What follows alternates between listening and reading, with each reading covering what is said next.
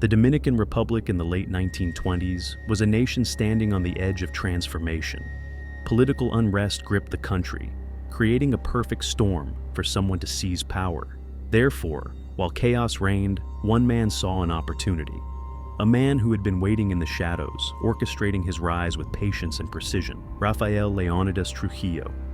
President Horacio Vásquez was struggling to maintain control. Economic hardships had weakened his grip on the nation, but where others saw instability, Trujillo saw a chance to cement his influence. He aligned himself with a prominent political figure, Rafael Estrella Ureña, a man eager to overthrow the failing president. Estrella Ureña needed military support to ensure his success. Therefore, he turned to Trujillo, the rising commander within the Dominican military. They struck a deal. Trujillo would ensure the army remained neutral during the uprising, but in return, he would secure his own path to power. On March 3, 1930, Estrella Ureña declared himself acting president, and Trujillo was named head of both the police and the army.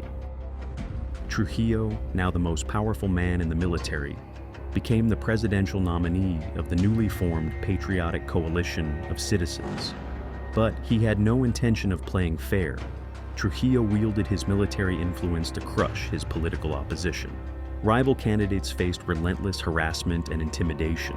The presence of armed soldiers at polling stations sent a clear message: Trujillo was the only choice. But his rise to power wasn't just political manipulation. It was a calculated conquest. When the election results came in, Trujillo secured a staggering 99% of the vote. With this, his grip on the country was solidified.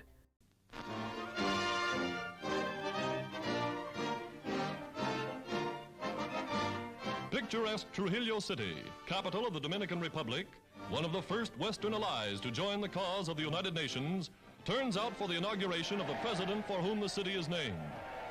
From the ancient Spanish fortress, built more than 400 years ago, comes the car of Rafael Trujillo Molina. General Trujillo is the strong man of the Republic.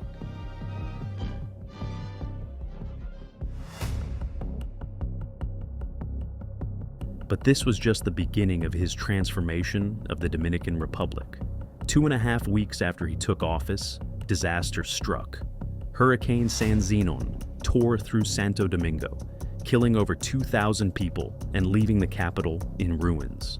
With the city in crisis, Trujillo took advantage of the devastation. He declared martial law and launched a massive rebuilding campaign. But his response was not just about reconstruction, it was about solidifying his legacy. Trujillo used the disaster to reshape the nation in his image, renaming the capital Ciudad Trujillo, embedding himself into the identity of the country.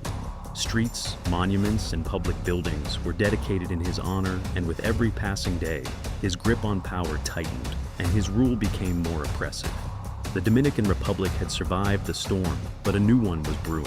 Trujillo had seized power, manipulated an election, and used a natural disaster to entrench himself as the supreme ruler. His cult of personality grew, overshadowing every aspect of Dominican life.